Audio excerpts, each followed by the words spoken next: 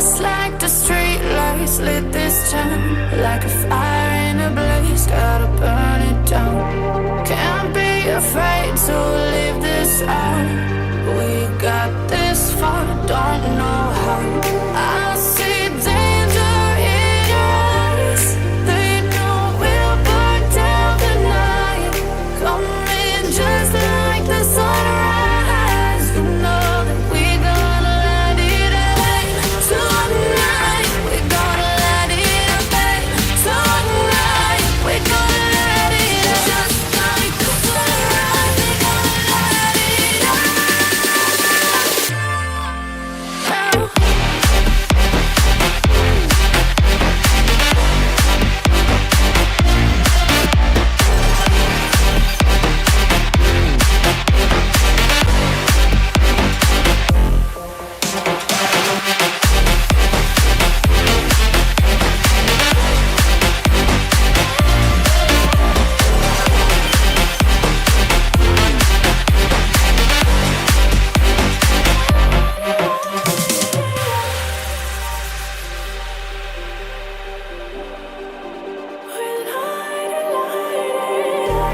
Just like a spark that's breaking out. Can't make a stop, can't turn back now. We know that there's no room for doubt. No, we can't turn back now. I see danger in your eyes. They know we'll burn down the night. Coming just like the sunrise. You know that we gonna let it rain. Tonight we gonna let it rain. Tonight we gonna let it rain. Just like the sunrise, we gonna let it rain.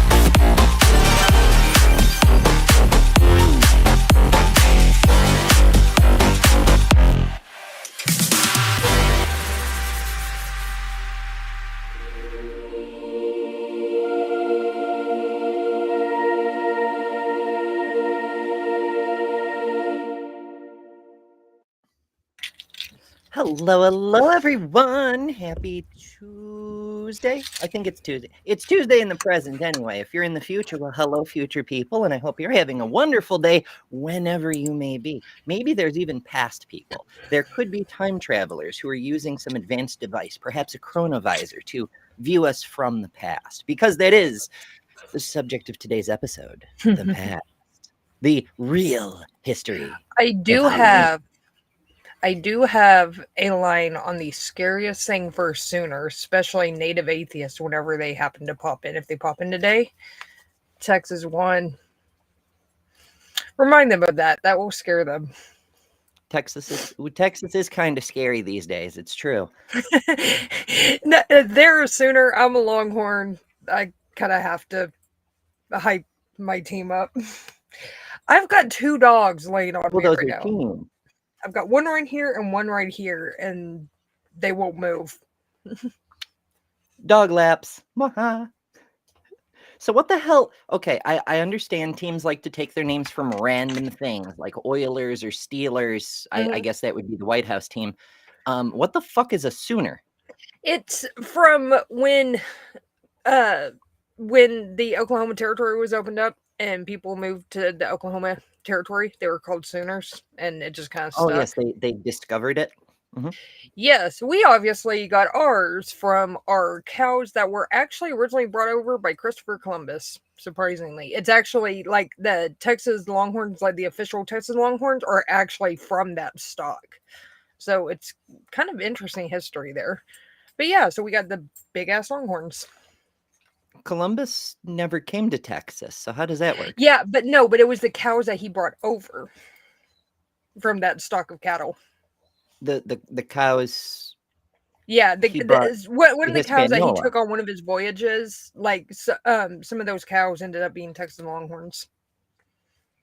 That sounds very sus to me for a number of reasons. I mean, maybe it's true. Stranger things have happened, but it sounds like the kind of thing somebody might have made up 100 years after or so. Don't think so. I'll check though. Because, like, I don't believe he brought cows, and even if he did, they tended to eat everything that was on the island, including people.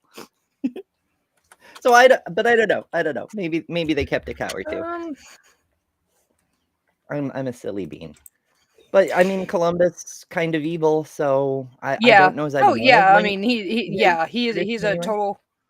Yes, they were brought by. It derives from the cattle brought from the Iberian Peninsula to the Americas by Spanish conquistadors from the time of the second voyage of Christopher Columbus. So Spanish conquistadors. What are you doing? Yeah, the damn Spaniards and their damn Catholicism. Not that the Portuguese were, any better with their damn Catholicism. My ex-husband had a issue with apparently his family being half Mexican, so he tried to say that he was half Spanish conquistador.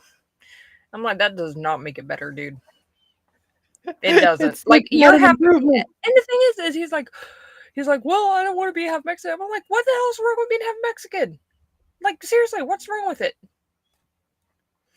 He's like, I just don't want to be half Mexican. And I'm like, yeah, this might not work out. Oh my. Me oh my oh meo. But the thing is the last name I had then, nobody could pronounce it, and it drove me nuts.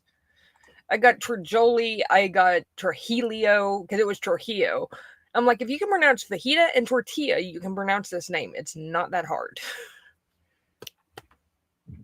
I mean, they took Columbo and made it Columbus because it was too hard.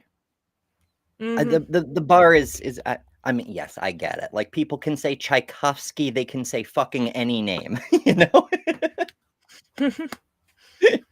I'm just being facetious. But in happier news than Columbus, one of our good friends and occasional co-host on the show, Jess of How to Rule an Asteroid, as you may recall, recently got her channel, How to Rule an Asteroid, which you should totally subscribe to if you haven't, to 1,000 subscribers. And she just released a video, which I want to show you.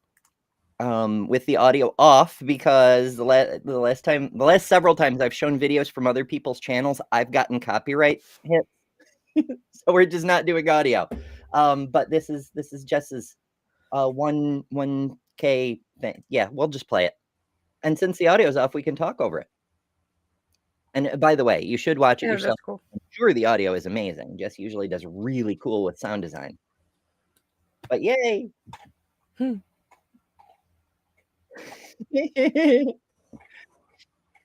sure she's saying something here about how, thank you. It means a lot. Couldn't do this without you. You people, you mean everything to me. You just,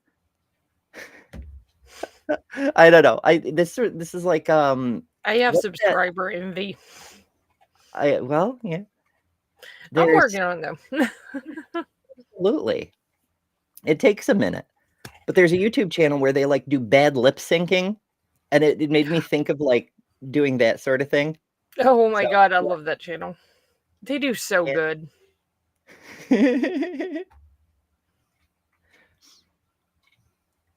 It's all your fault. Or something like that. I don't know. But yeah, so that I mean, I'm sure it makes a lot more sense with the sound, but yeah, congrats to Jess. We love to see it, and I hope you all. I know she's got more subscribers than there are viewers, and there's almost a complete overlap. But on the off chance that you haven't seen Jess on her channel, do make sure to head on over, check out some of the stuff. She's been doing some great pseudoscience. It's not just debunking. it's like almost lore flavored the way she gets into the story and then just tears it apart.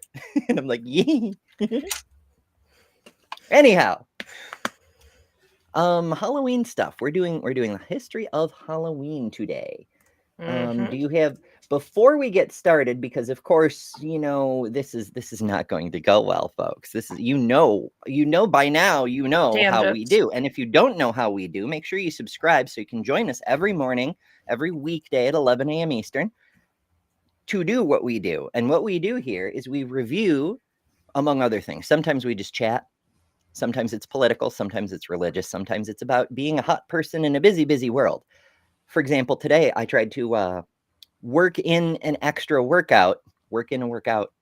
That was a sentence. Before the show. And I ran out of time getting ready. So it's for science. But we do this kind of craziness. We review AI videos, apologist videos. We have a little of each today. And we mostly we try to have fun. So yeah. All right. Before we get started, what are your thoughts on the real history of Halloween, Lil? It's really complicated because just about every civilization has some sort of festival around this time of year.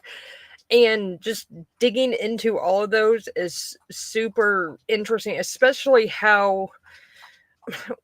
when me being a historian, I like seeing how Christianity kind of came in and co-opted like the best parts of it and left out. The one thing that's interesting though about Christians co-opting festivals, they don't have one for Midsummer. That's true. Why didn't the Christians steal? I mean, some Christians like adapted May Day, but that's more like the start of summer. There isn't really a summer solstice equivalent. Yeah. There's really not one. That would be Jesus Day, right? Because that's when the sun is at maximum strength. But I guess it was too close to Ra. Maybe, yeah. Ra. But it's interesting. Yeah. But yeah, I mean, fall festivals, especially like harvest festivals, are all over the world. So there's a lot of really cool things that have gone into our modern day conception of Halloween. Now, what do you think about the evangelical idea? Because remember, evangelicals, are, thanks to Jerry Falwell, are just obsessed with demons and everything. And so, what do you think about this retronym of Halloween? Honestly, I think it's like it's one of those things that it's even growing up, because that kind of stuff started when I was growing up. It was so obvious that it was an attempt to co-opt Halloween that even all the kids around my age were like, what the hell, dude? No, we're not doing that. I knew several people who were not allowed to celebrate it at all, period.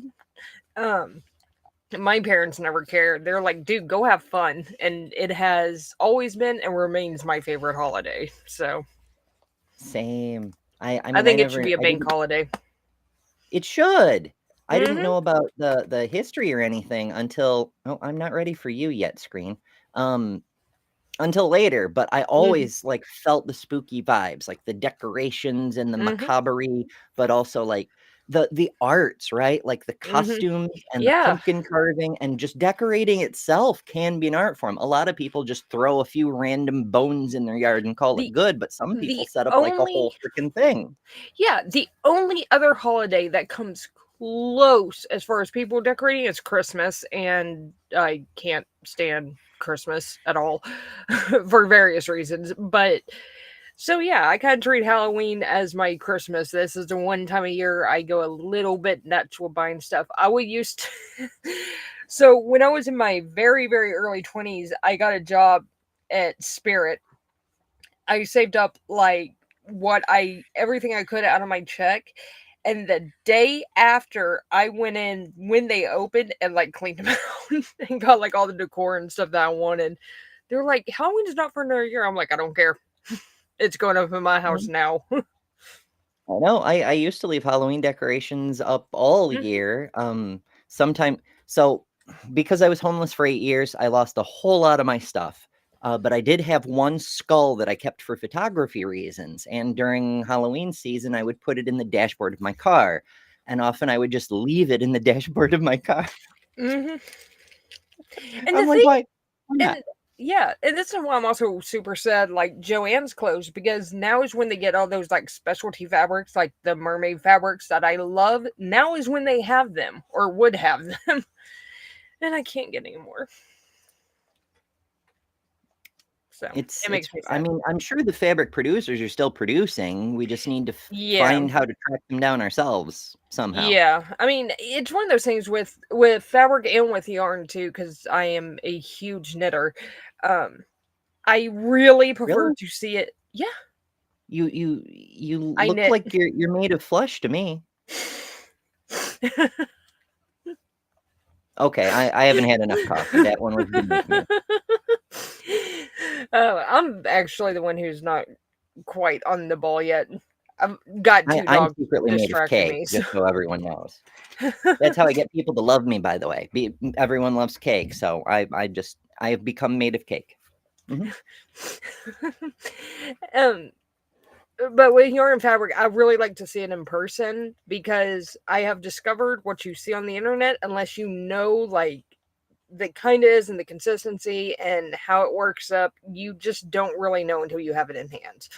So I prefer to see it in person, especially with fabric. But Yeah, ordering clothes online is like that too. It's partly it's because I'm very poor, and so I mean, I can't buy any clothes at the moment, but like when I had some income, I would go to thrift stores and whatnot, and it's whatever they have, if it fits, great, you know. But online stuff, there's that secondary holdup of not just paying full retail price, but also not being able to see it and feel it and make sure it actually does fit first, you know. yeah. It's an oof. It's an oof. All right, let's change our background because I do love zipping through the void. But if we're gonna get spooky, we need to go land on the spooky planet today. So we're gonna Spooky planets. very, very slowly. There we go. We've entered the atmosphere of the spooky planet. And I'll wait. I'm contemplating the commercial, right? The apologist supercut, which has become this is how you get Christian nationalism supercut. Because why are we always talking about religion and religion related stuff when this is supposed to be a secular women's show?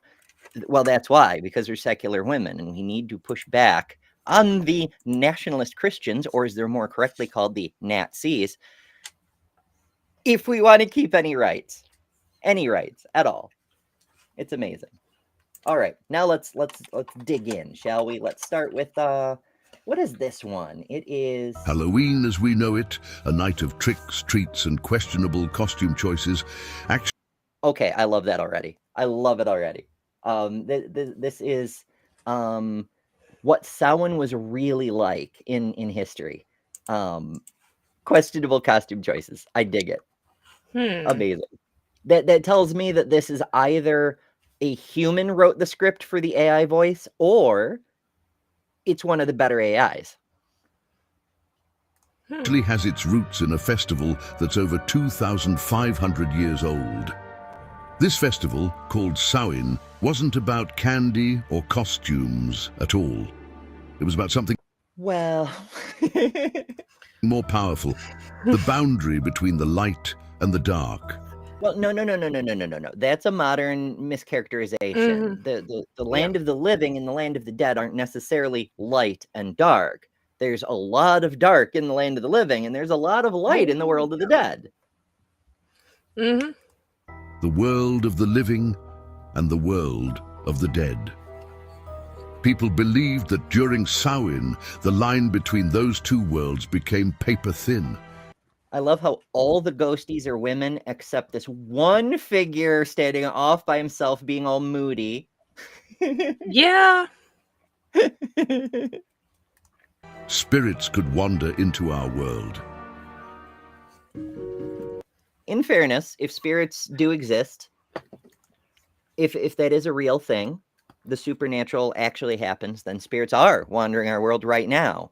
We're doing that. We're just wearing, meat suits.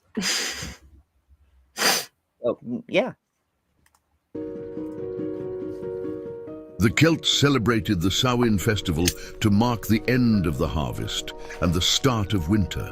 It was their way of saying goodbye to the warm, sunny days and getting ready for the cold, dark months ahead. Well, sort of, but mostly celebrating the harvest, a successful harvest, being thankful to the ancestors for the year before, being worried about the people they've had to execute for crimes coming back to haunt them, things like this. But also, it's important to note, this was the start of winter. What we call Christmas or Yule was the midwinter festival, not like now we mark winter starting at the winter solstice. That was the midpoint back in the day. And maybe it's climate change, maybe it's people are fucking ridiculous, possibly both. I go with people. Yeah. I mean, if it can snow on your holiday, that holiday is part of winter, even if it doesn't do it every year. They took it very seriously. This wasn't just about having a party. Samhain was all about marking the halfway point between the autumn equinox and the winter solstice.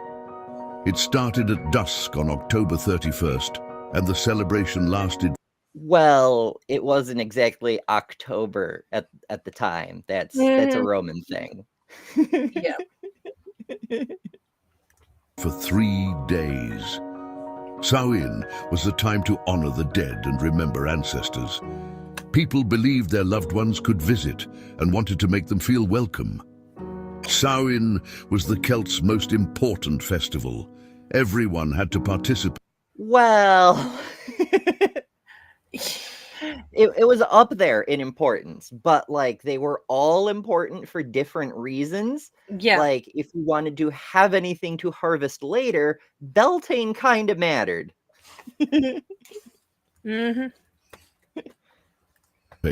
As refusing to do so would anger the gods, leading to a poor harvest, sickness, and well, no. If we're gonna go back 2,500 years, no gods. We're not talking gods at that point in history. We're talking angering the ancestors. Remember, in many, many cultures, possibly all of them, we don't know, but in many, many cultures, what became gods was just the collective of the ancestral body. Like they kind of gradually fused over generations into, well, a pantheon who got like certain spokespeople standing for certain things, who eventually became the representation of those things, who eventually became the gods of those things. And then other people came along and tried to squish the pantheons down into a single being for fun and profit.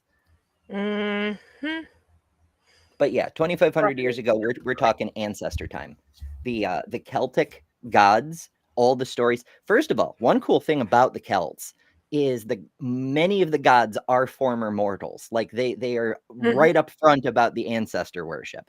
Like Bridget, the who is now called Saint Bridget by the Catholics, but was originally an Irish goddess, was a real person. She has an actual tomb you can go visit. And this is such a weird thing because Christianity is like, oh, Christianity is obviously the only true one, but you can't go visit their god's tomb. You can visit Bridget's tomb, though. Bran, another one. His skull is supposedly, according to legend, buried under the Tower of London. I don't know. No one's looked that I'm aware of, but ostensibly you could go dig it up and check, you know?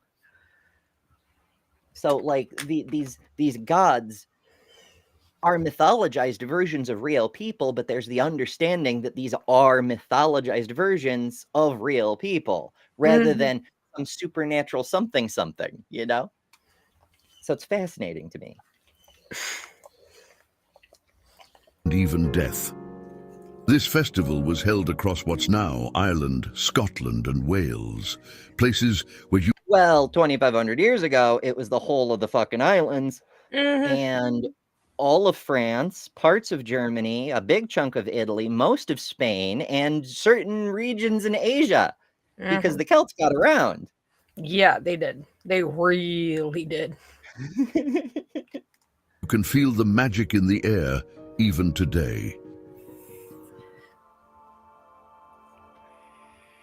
So what did people actually do during Samhain?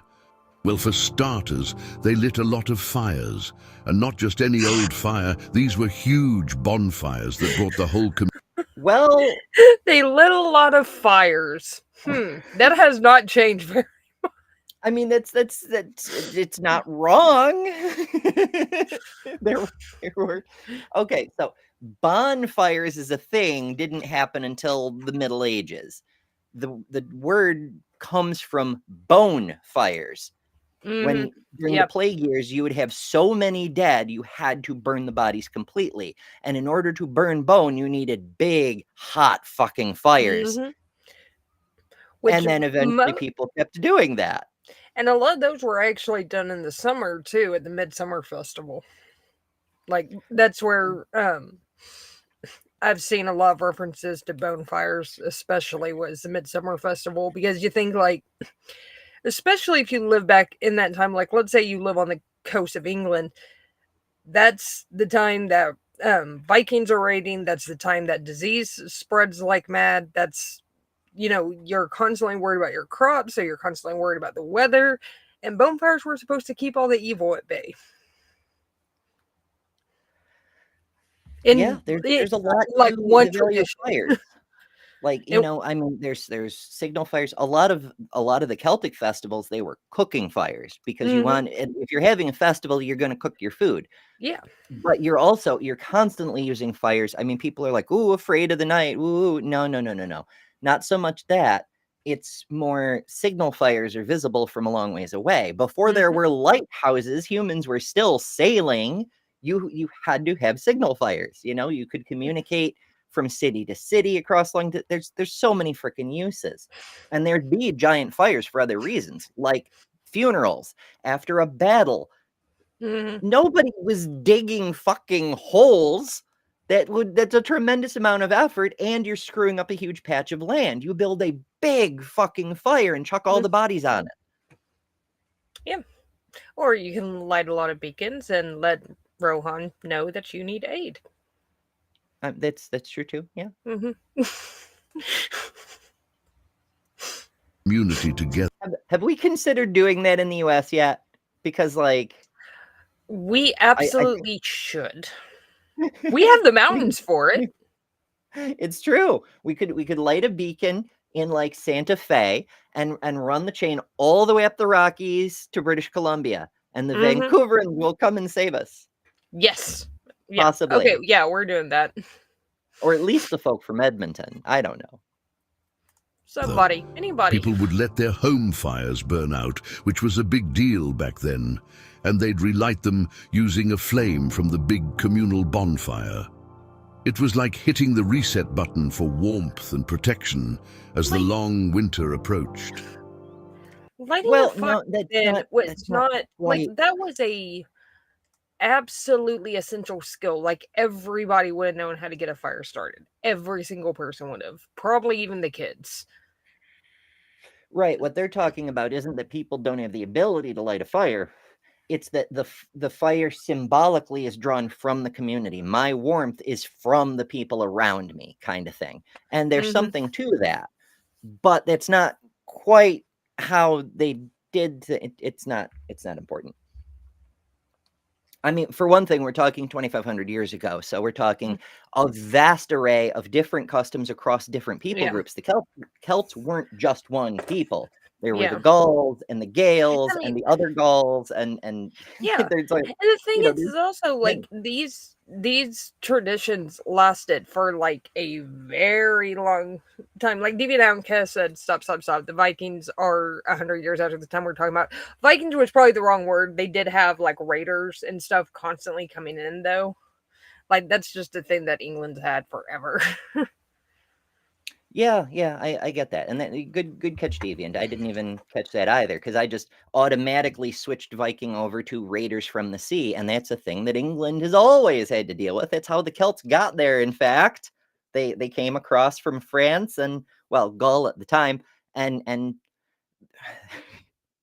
so some of the oldest British Celtic history has to do with the war of conquest of the British Isles. And it's fascinating stuff because they make the indigenous people from this early wave of conquest, but long before the Romans or William the Conqueror or any of that, when the Celts came in, they make the indigenous people out to be these freaking demonic giants, and it's just it's a whole thing.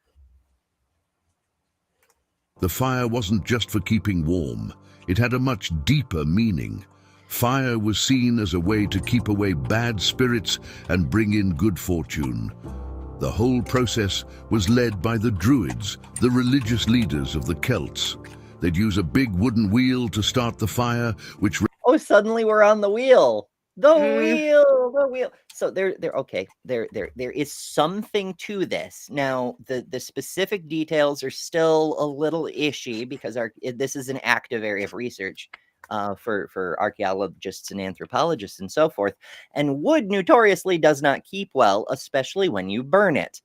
But it seems to be that there's, at least in some areas, as you may be aware, it's a lot easier to start a wood fire with friction if you're not using flint and steel or something like that, and creating a wheel that how to phrase it without using too much modern terminology. I'll just fuck it. Basically, it would function sort of like a flywheel, but not. The point was to generate friction rather than have it operate freely. And you would spin the thing, and it would turn another piece of wood that it's like connected to by cords. I can't demonstrate this with my hands. The point is the spinning generated friction on a smaller piece of wood that was moving much, much, much faster and had abrasives added. It's sort of like the Boy Scout thing where you take a bow and use it to spin a stick really, really fast with some grains of sand in a hole to generate maximum friction. You can. It's not the best way to light a fire, but it can be done. Yeah, with it a does big work. fucking wheel, it's a lot easier. TLDR. Yeah, but I mean, represented the sun.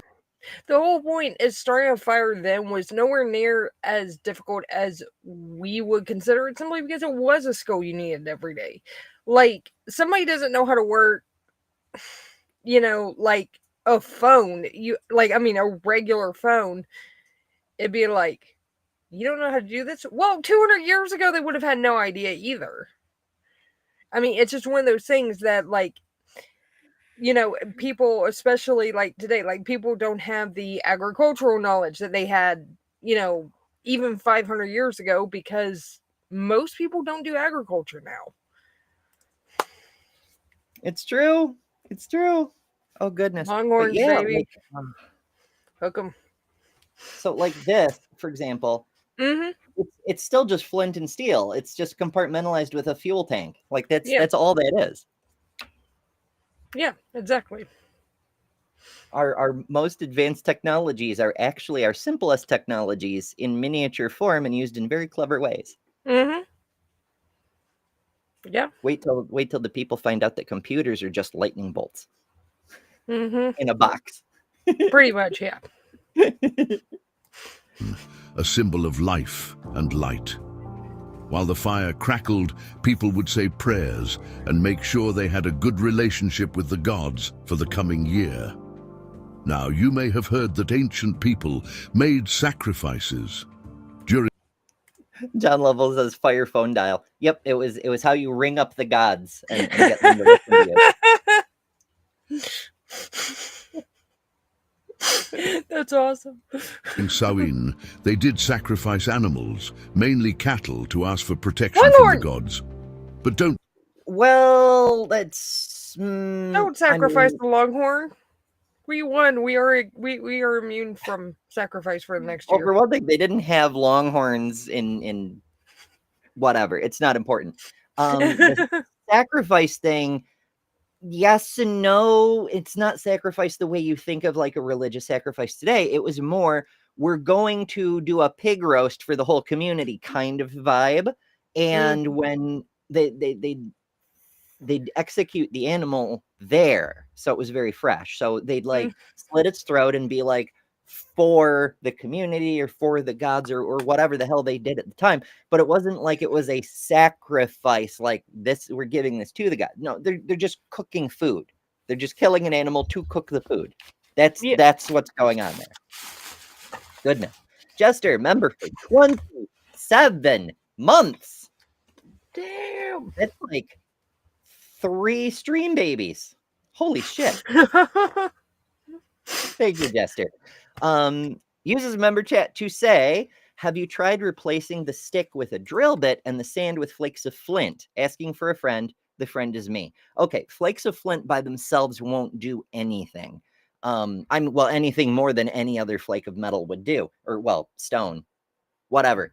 The reason we use sand is because it's very abrasive and very capable of generating extra friction. Like when you use sandpaper, you'll notice the sandpaper gets hot. Same thing, except we're aiming for the heat in this case.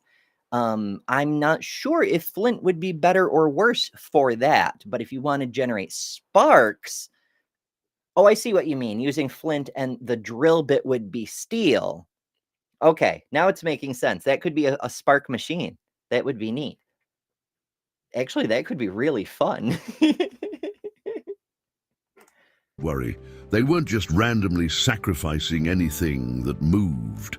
It was more about making sure they were set up for success as they entered the toughest season of the year. They also feasted. Oh, did they feast?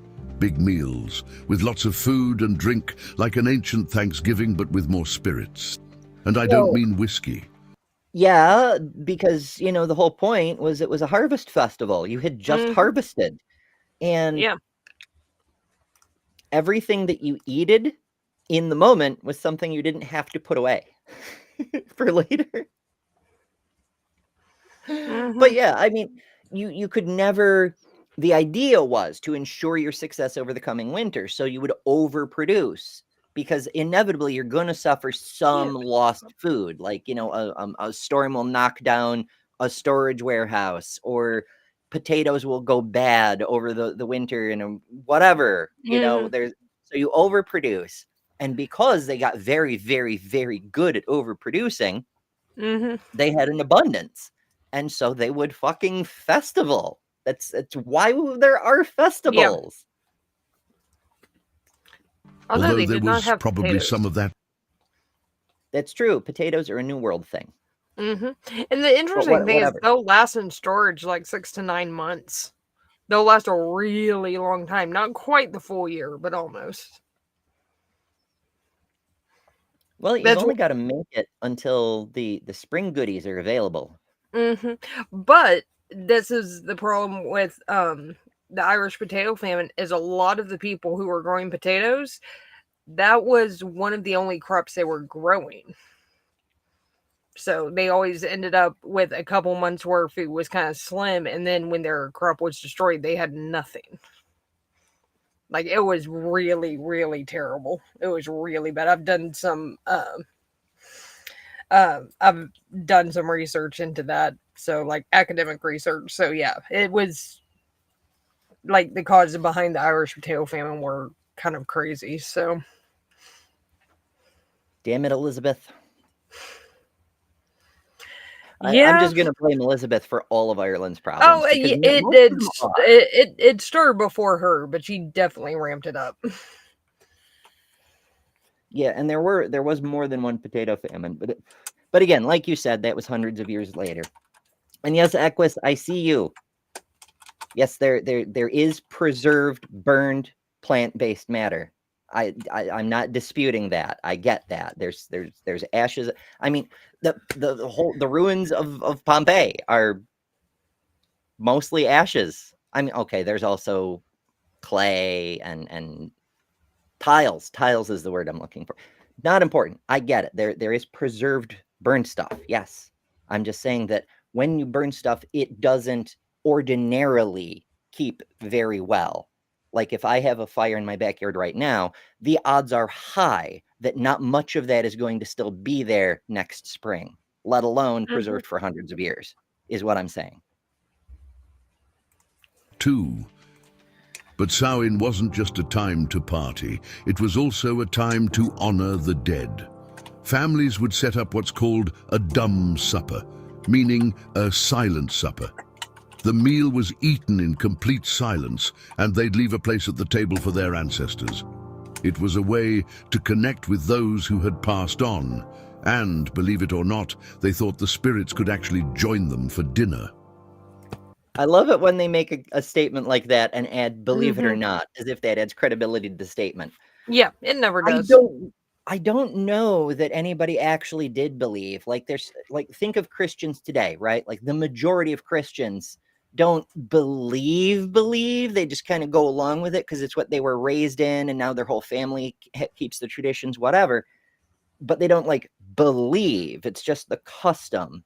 And while there were probably the equivalent of fundamentalists back then who thought this stuff was literally true, I strongly suspect most people understood it was also just a custom, a way to show honor and respect to the ancestors, not because the ancestors were necessarily literally listening in, but for the other members of the community still alive.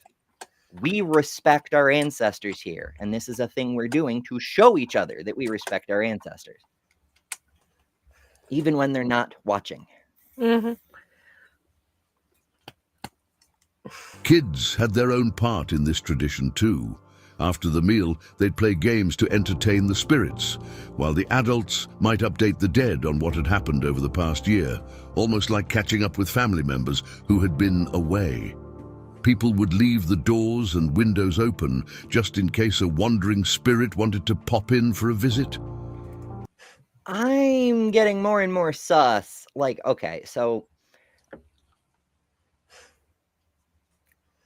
again, there's a shit ton of Celtic peoples. There's many tribes, many different cultures. Everybody had their own way of doing things. They weren't a monolith. So I can't say for sure this did not happen.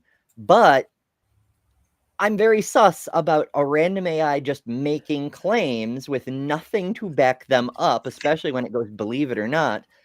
We do know that there were several Celtic tribes that would try to ward off visiting spirits, even if it was their own ancestors.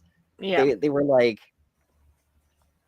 no, thank you. That's where the customs, many of the customs of today's Halloween come from. That's one of the problems with, especially that I've run into with history, is if you make...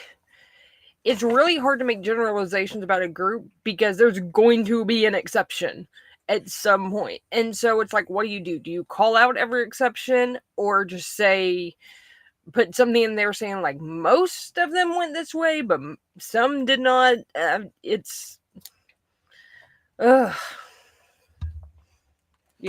just yeah, especially with a group as diverse as the Celts. There's nothing you can really say that's going to fit every single one of them. It's just not going to. I'm trying to think of anything that's universal across the entire Celtic people, and about all I've come up with is a general sense of distant kinship, so that if, say, a foreign nation like the Roman Empire invades, they'll team up against them.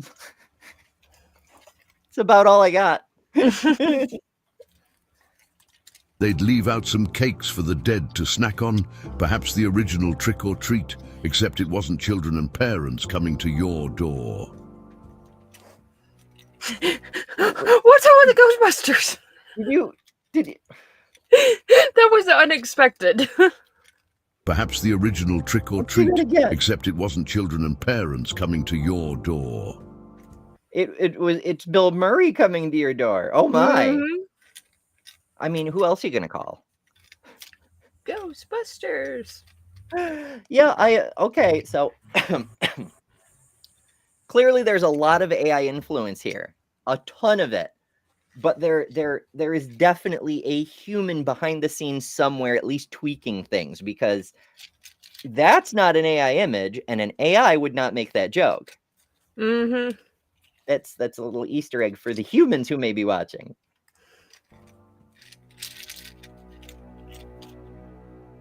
All right, now let's get into the really spooky stuff, the monsters and spirits of Samhain. You see, when that thin veil between the worlds of the living and the dead was at its weakest, it wasn't just your friendly ancestors that might come through. Oh no. Bold of you to assume your ancestors were friendly. If you disappoint great grandma's spirit, she will come fuck you up. She'll be like, you think the wooden spoon was bad while I was alive? Goodness. Those ghosties can get violent, folks. Yes. Celts believed all kinds of creatures could cross over during Samhain. There was one group they were particularly worried about: fairies. But these weren't the tiny... Okay, fairies are a whole other fucking thing. Huge topic. TLDR. The relevance to Samhain is that, again, legends vary across all the different tribes and all the different groups. I only know the Irish end of things because that's where my sources have come from. But twice a year, the fairies move the interface point between their realm, the unseelie lands and so forth, and our realm. Like, there's certain hills all over the world that if you perform a certain ritual in just the right way, you can access the realm of the Fae. But they move those points twice a year. For some, it happens on the equinoxes, but for some, it's said to happen at Halloween and Beltane.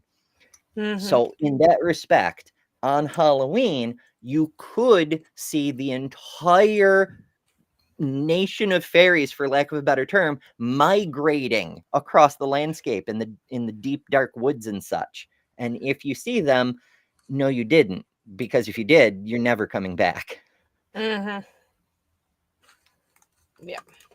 glittery fairies you see in cartoons.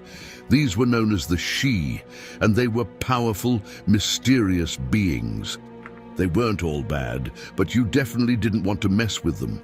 The Celts believed that the Sidhe might try to kidnap people, especially children, and take them to the other world, which was like a parallel universe, where time worked differently. To avoid this... yeah, that's a pretty accurate description. It's not just time that worked differently, but yeah, you could spend years in the fairy realm and come back and only a day had passed. Or you could spend a day there and come back and years had passed. Like, they're not directly connected. It's pretty cool. People left out offerings, usually food or drinks, hoping to keep the Sidhe happy and leave their families alone. And if you really didn't want to get on the bad side of any wandering spirits or fairies, you'd dress up in a costume. That's right, people would wear animal... Well, pluses and minuses, and I'm sure that varies from culture to culture as well. But if you've ever heard of the wild hunt, maybe dressing up as an animal when the fairies are out frolicking isn't the best plan. Yeah.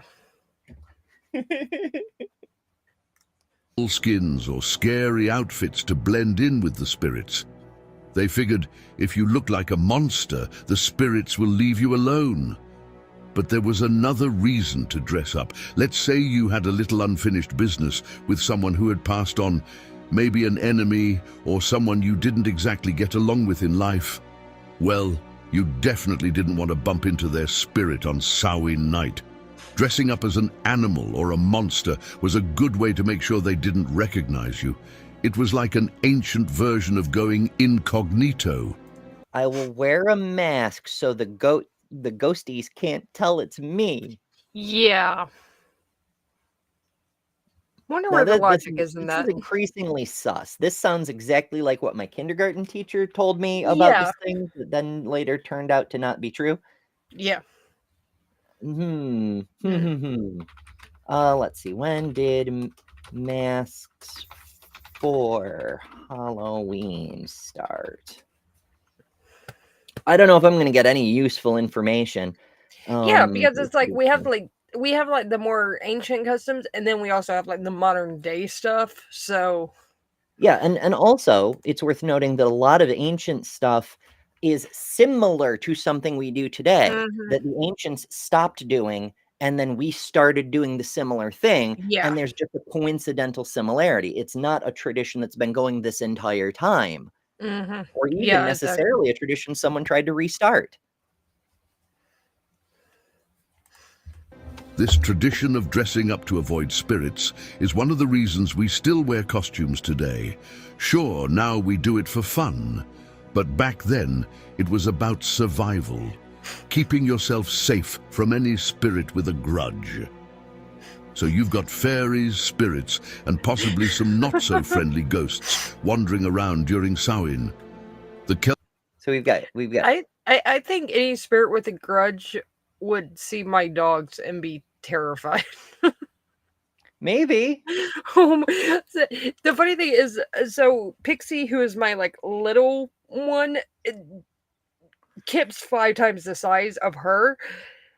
She sounds like she's this massive dog. She's a hound, so she has this really loud howl. Scares the crap out of everybody. And then Kip is pitch black and will run up and jump on you at night, and you do not know what hit you until she's there. Yeah, they would definitely scare spirits off for sure. If you've seen what Kip has done to a stick, imagine what that'll do to your spirit bone. Aha. Oh, yeah, that is pretty terrifying. So unless a stick spirits come back, and then that might be a little bit of an issue. If you devour a stick and then the stick comes back as an angry ghost stick, is it a pile of wood chips? Well, that raises several questions about like the forms of spirits, right? Like, do they come back how they remember themselves? Do they come back as their corpse? Like, it's very weird. It's very strange. If they come back as a whole tree, then we might have to get Dagon on it. But if it's a stick, I think Kip can handle it. Maybe so. I've got this dog in my lap right now, and she will not move. She is dead weight. She's just like, she's passed out, and she won't move. But that's also one of the reasons that we cats were popular, because they can see into the spirit world. Yeah. And they can protect you from the ghost. They're like, I see you, ghosty. Get the fuck out of my house. I will hiss at you. Yeah. And spirits with vendettas cannot stand being hissed at. I realize I'm pissing off another dozen scholars who are like, actually, spirits. You know, you can't make everybody happy. It's an oof. Adults weren't just worried about the dead. They believed the other world, where the she came from, was right next door to our world during this time. One wrong step. Well, technically, it's always right next door. That's where spirits go. It's when you die, you slip across the boundary. The door is always there. On the other day of the year is like the spirit realm, like on the other side of the universe or something. But Halloween, it's right next door. What if the door is only open on Halloween night, and all the dead from the entire previous year are just like piling up on our side, waiting for the gateway to open so they can leave? Maybe. And you could accidentally find yourself in a place where the rules of time and space didn't apply. This fear of being taken by the she or encountering the wrong kind of spirit led to all sorts of precautions. Like I mentioned, people would dress up in costumes to stay safe, but they also made sure to be on their best behavior. No one wanted to anger a spirit or a fairy and get dragged off to the other world, or worse. Or worse. The Legend of Nira. This is a surprisingly engaging video. I had meant to go through, as I often do, is I have way too many videos for us to possibly go through over the span of this show. But like, I had meant to at least pop in on one evangelical crazy person's video. And I still might. We do still have some time. But this is surprisingly engaging, the way it keeps going from thing to thing to thing. The Nira, I am not familiar with. So let me look that up really quick, like. Nira legend, I guess. A warrior of Connacht in the Ulster cycle of Irish mythology who appears in the 10th century Middle Irish story Ecta Nere. Nere? Nere? Hmm.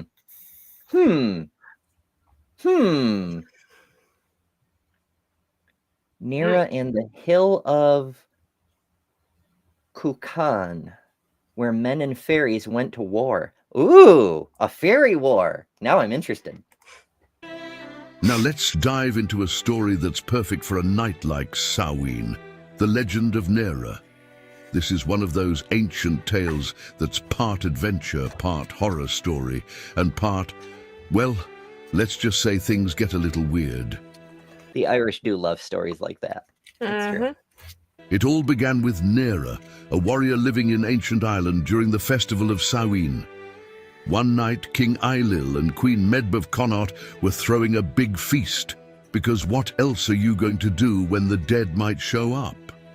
Everyone... I mean, that's such an Irish thing. I mean, if you've ever been to an Irish funeral, it's more like a party, right? If you're having a mass community funeral for the dead, of course, it's also going to be a festival. But also, it was already a festival. The dead thing, it's cultural. It's a whole thing. But like, yeah, what else? If you're expecting an army of the dead to show up, what else are you going to do except throw a gigantic fucking party? I mean, what else can was you enjoying... What's that? What else can you do? I mean, maybe bar the door. Shoot, what is it? What is it? There's this one movie that I saw with the kids when they were little. Judy Moody and the Not Bummer Summer. In case of zombie attack, hide in your basement. If you don't have a basement, build one. I would say in that case, in case of a zombie attack, you just have to run faster than the other people. I mean, if you have to, but that's like kind of a dick move. Like you're just throwing your slowest friends to the zombies. Well, yeah, but and what if you're the slow friend? Then you trip somebody. Now that's a different version of the trolley problem. If you're about to be eaten by zombies, do you trip your friend? Depending on the friend. themselves when the king decided to make things a little more interesting. He offered a challenge to his warriors. Whoever was brave enough to go out into the darkness, find a recently hanged man, and tie a willow branch around his ankle would win a prize. Sounds simple, right? Well, not exactly. You see, this was Samhain. Why are there still hanged men just around town? Like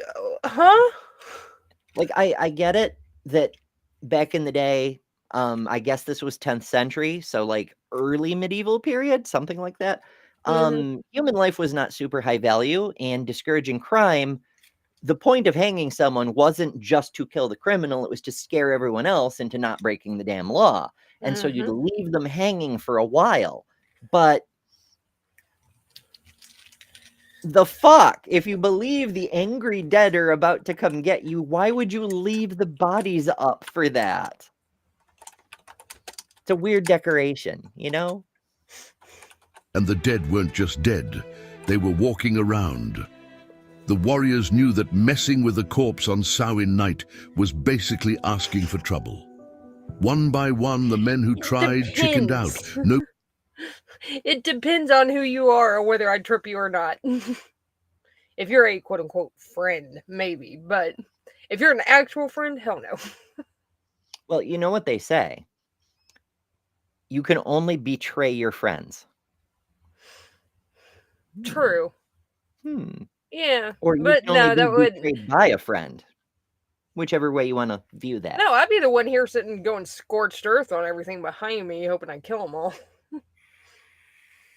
Yeah, and well, I mean, there's some truth to that. Like, I expect animosity from the people who publicly declare they hate me, right? Like, you know, the bigots and the phobes and the love of Christ people, all those fuckers. You know, they just openly say they hate me, so I expect animosity from them, and I'm prepared for it. It's it's the people who say they're on your side and then go out of their way to stab you in the back. That's what betrayal is, you know. So it's literally only friends who can betray you.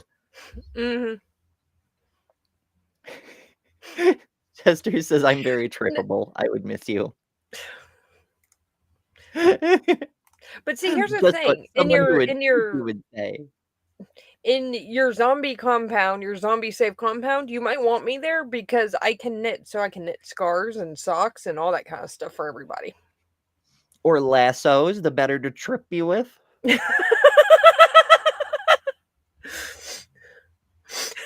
Damn it, Lil.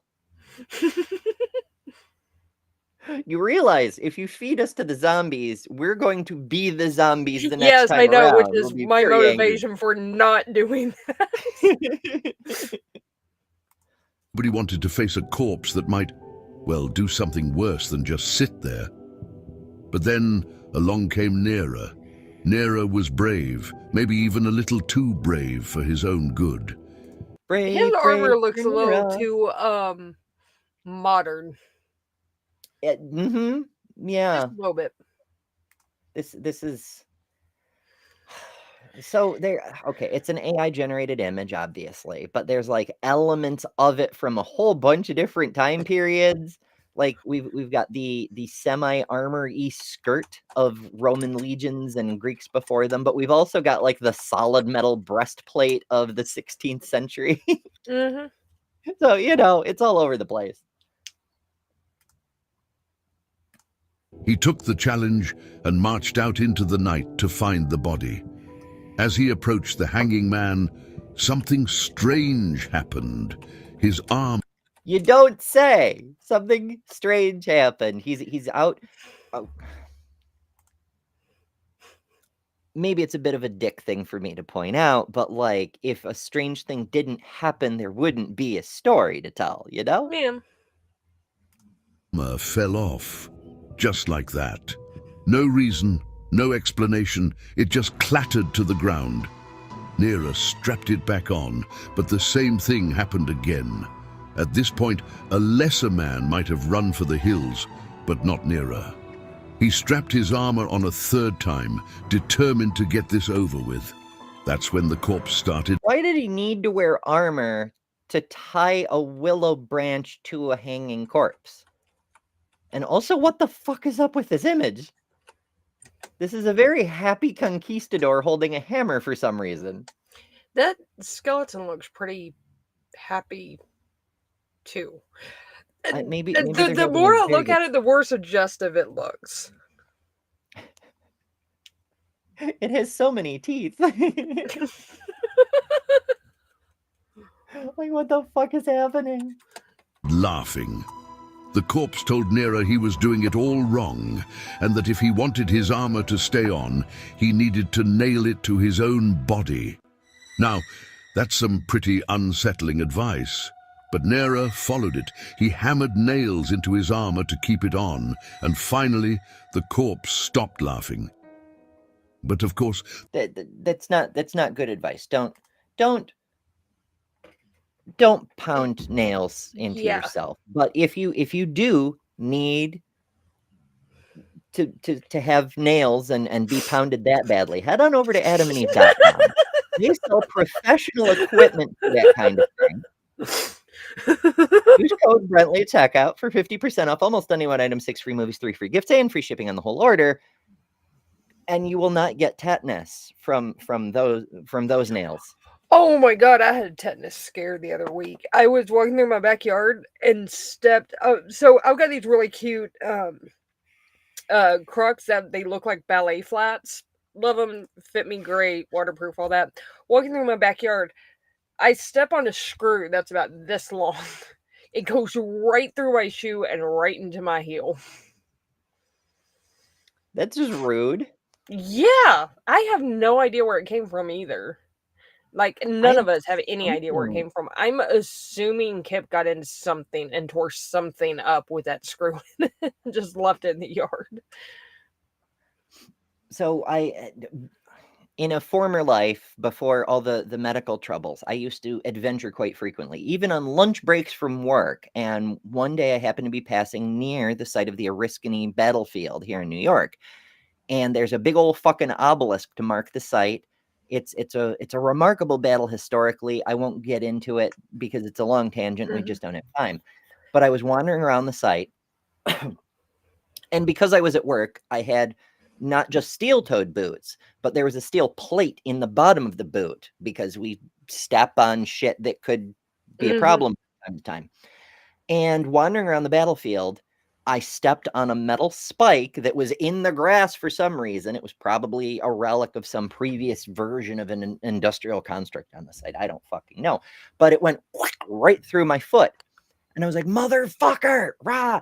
And so, checking out what the fuck happened, the metal plate in the sole of my boot had somehow, perhaps I angered the spirits of the ancients, slipped, so it was sticking out of my heel. It was still attached to the boot, but it was completely off of the sole. That's crazy. Wow. Like, for that to happen and to step on an however the fuck old spike in the middle of a battlefield. This is why sometimes I say I am convinced God exists and the fucker hates me. Well, if that's the case, same here. I have like the worst luck with crap like that.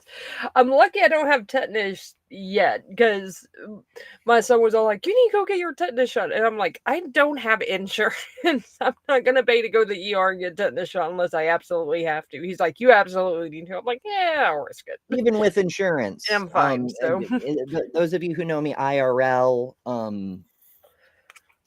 I've had to go to the emergency room several times this past year for various reasons. And the most recent time was towards the end of May. And just yesterday, I got another bill from that emergency room trip. And it's in the 4 digits.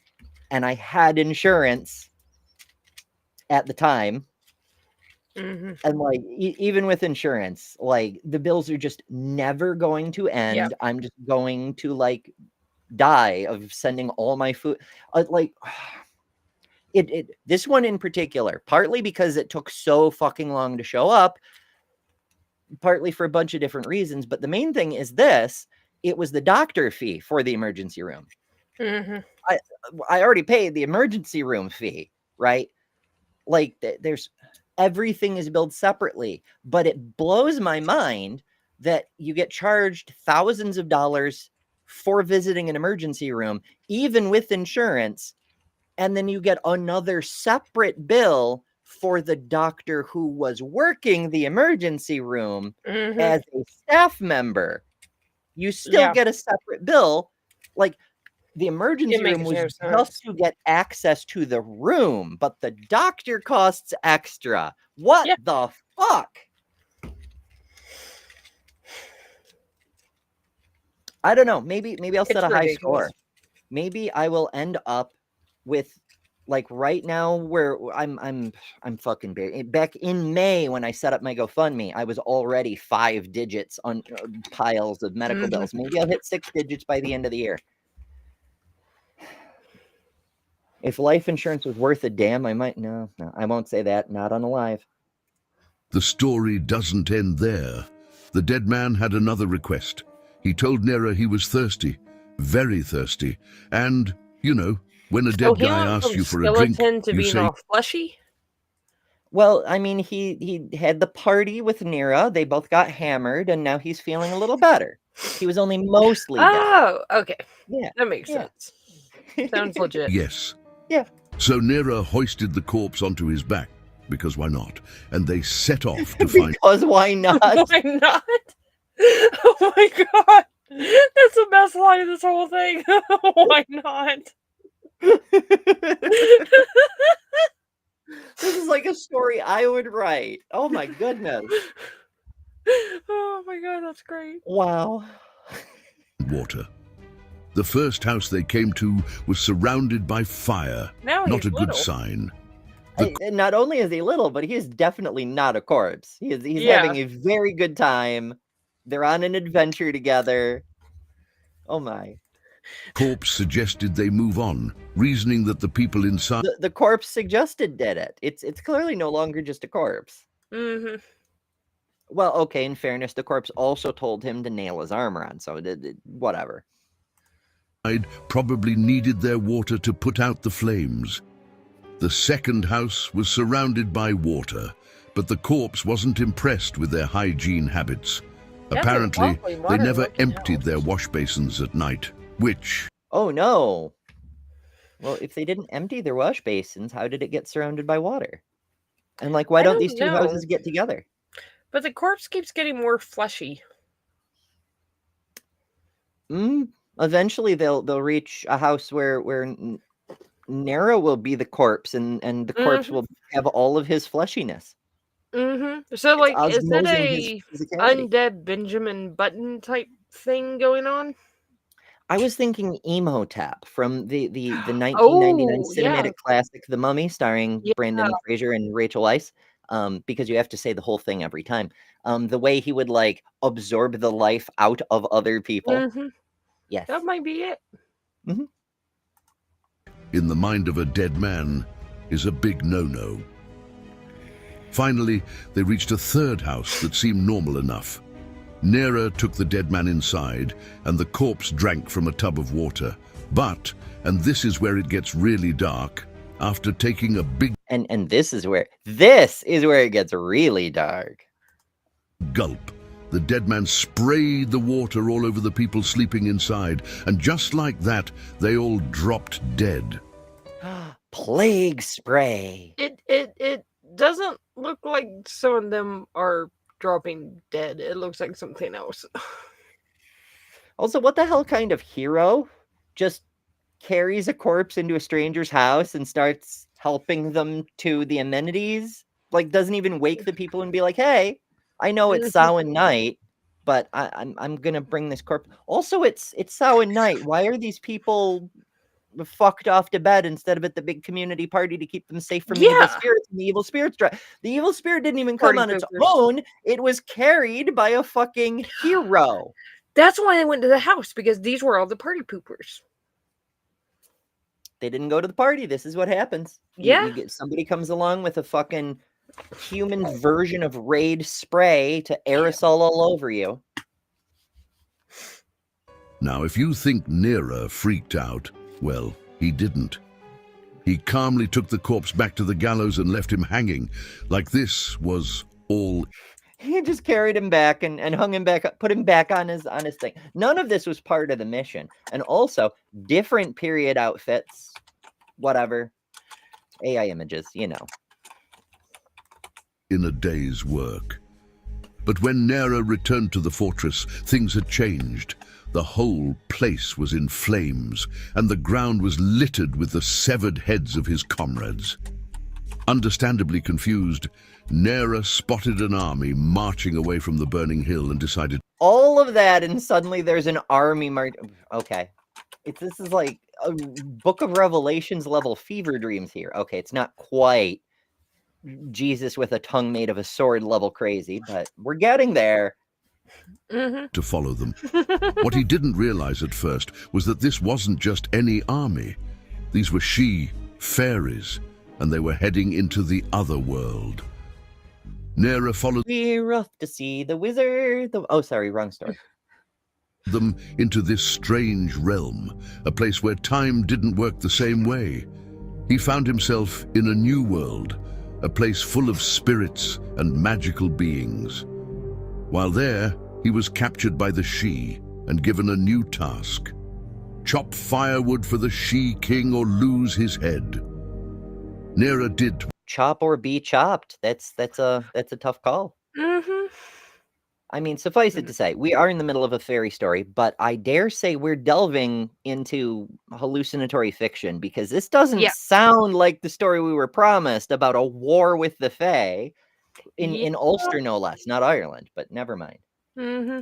What he was told, but while staying in the other world, he met a woman, and the two of them fell in love.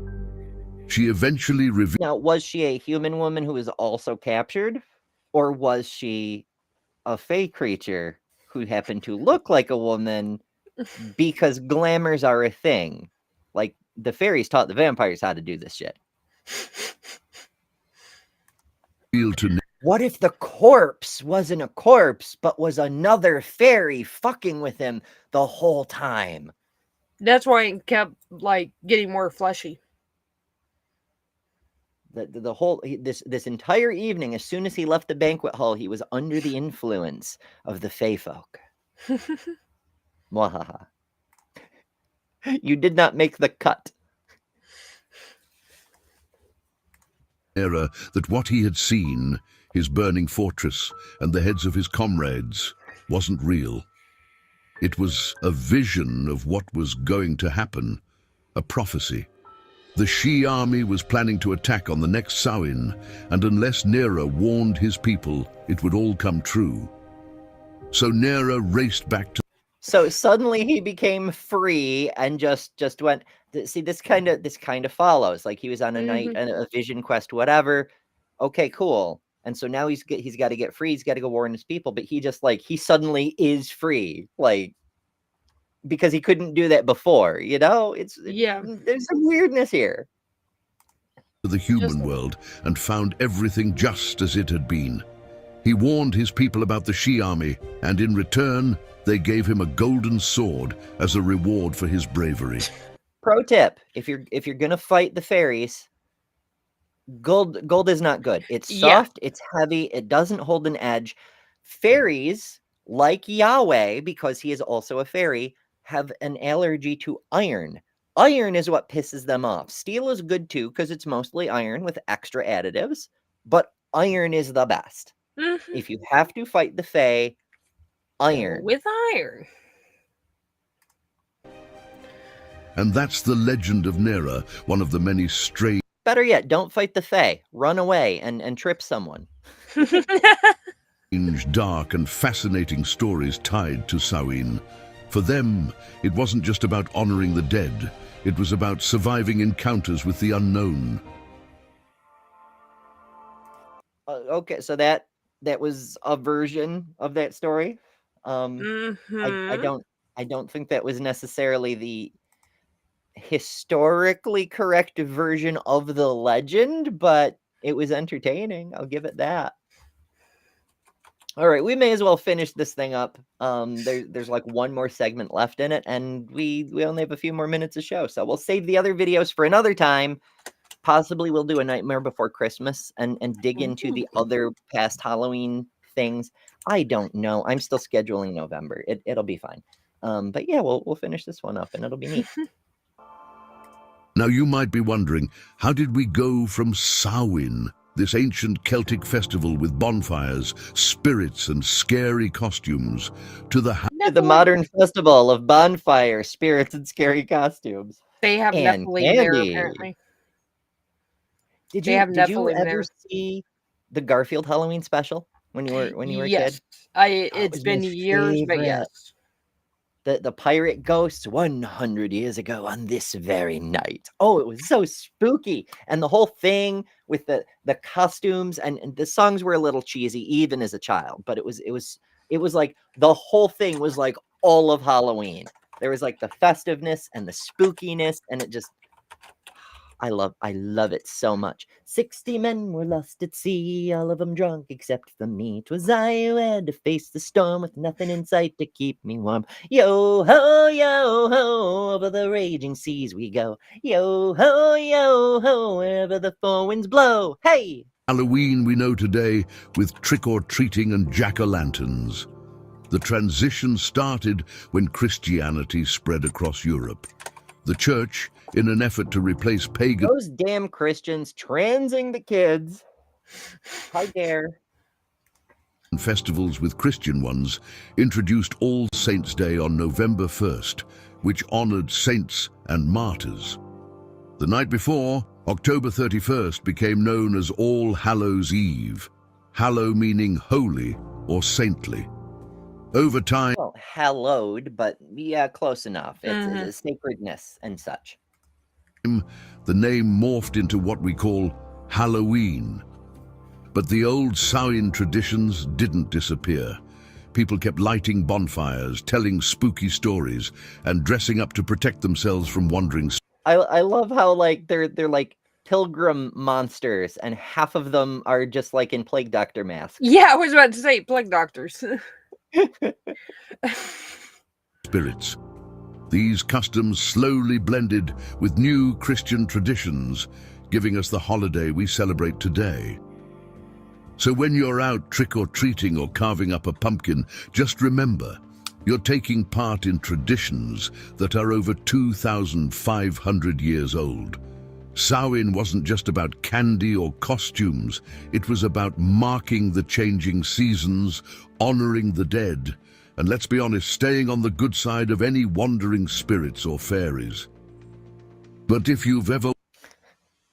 And that's always a good tip. Like, I mean, because most of us here, being a secular show, most of us are atheist, agnostic, or I guess deist, Christian light, something like that.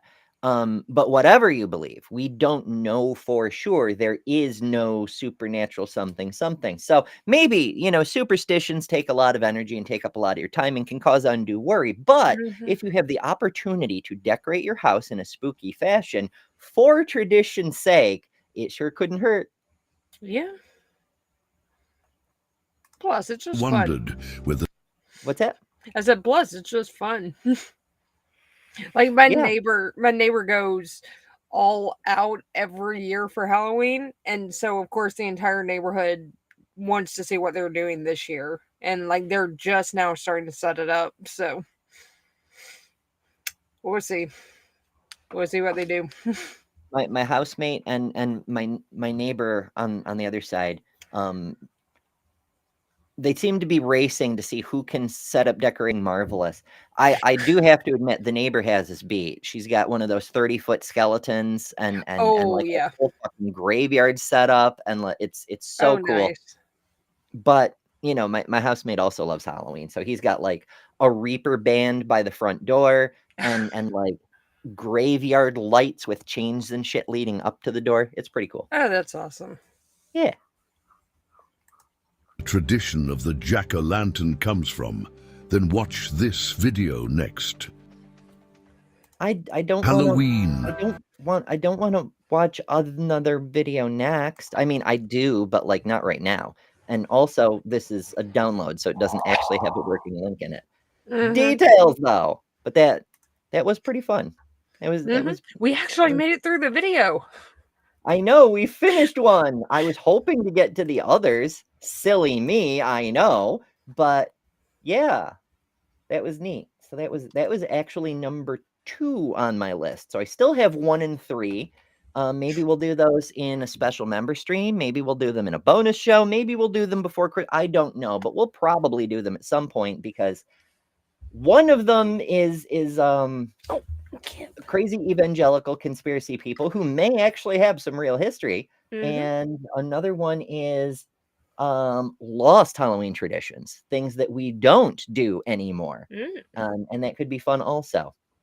But enough of that for right now. Tomorrow we're going very much into the evangelical circles. We're visiting the fundies, and they're going to tell us about the demonic nature of Halloween and how it's all infested with evilness and wickedness, and it's the candy is satanic. You can't let your children participate. Where's my pearls? I need to clutch my pearls. That sort of thing. So that's tomorrow. Thursday we're doing our ladies chat, our girls show. It's going to be goth girls. We're going to go alternative fashion. It'll be so much fun. I hope you join us for that. And for Feminist Friday, the story of our dark mother, Lilith.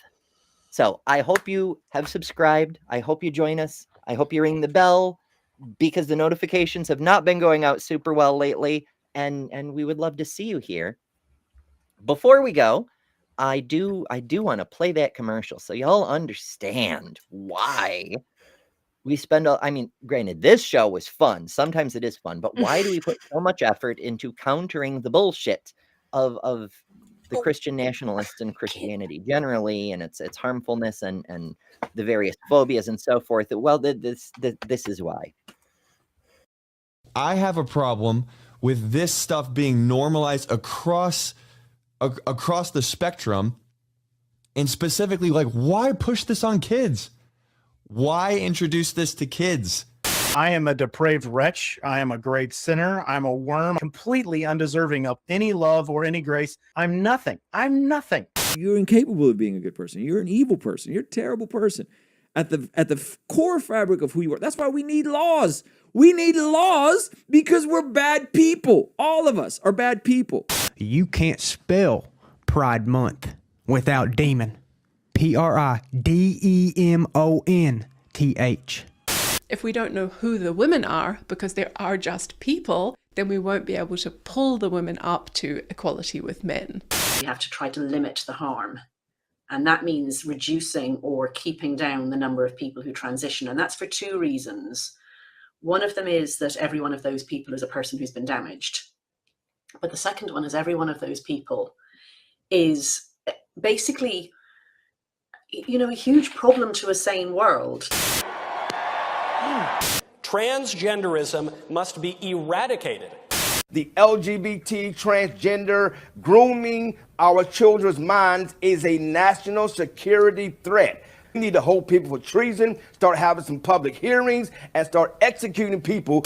It was actually a tremendous blessing to these children for them to be killed and go to heaven and be with God. I will use whatever gives me victory. I don't care about the truth, and I don't care about the law. I care about one thing, the control. But then they rigged the election, and now we won, so I'm going to be your president.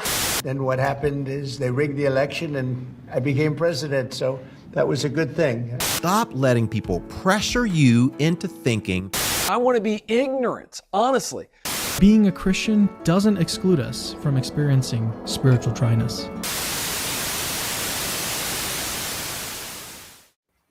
Friends, protect yourselves from spiritual dryness. Like, subscribe, share the stream. We very, very much need it because the notifications are not going out well. Your help is appreciated. Mm-hmm. And before we go, I do want to. Normally, I'd read the super chats here. We got a member chat from Jester earlier on in the show who said, "Have you tried replacing the stick with a drill bit and sand with flakes of flint? Asking for a friend. The friend is me." And it took me a minute to think through that whole thing, but I think that might be hilariously super effective? ? We should try it for science. Absolutely. Mm-hmm. Yeah. Alrighty. I think that pretty much covers it for today. Carl, yeah. I know. I need to diverge the cuts. I need another one that's just the humorous, silly things theists say, rather than this. I mean, the serious one is important, but I want the funny separate. So I don't know. I got to work on it still. There's a lot more work ahead. If you have a funny theist clip, send it to me. Email, Discord, whatever.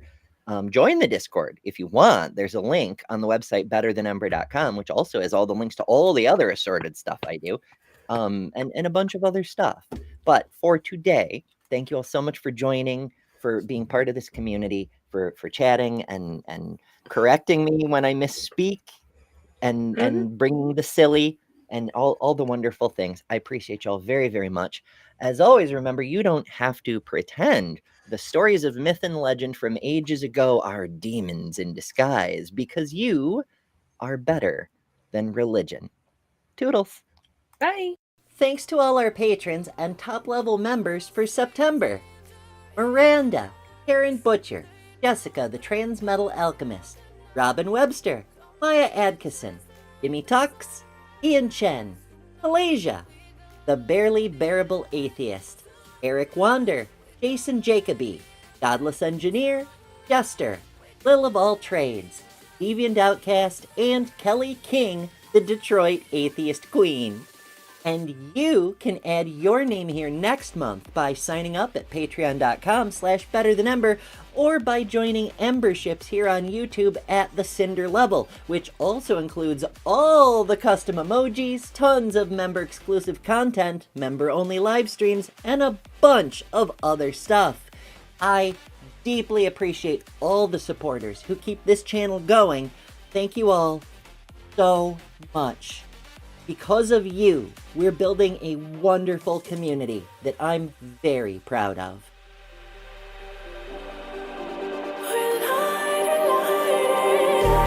Just like a spark that's breaking out, can't make a stop.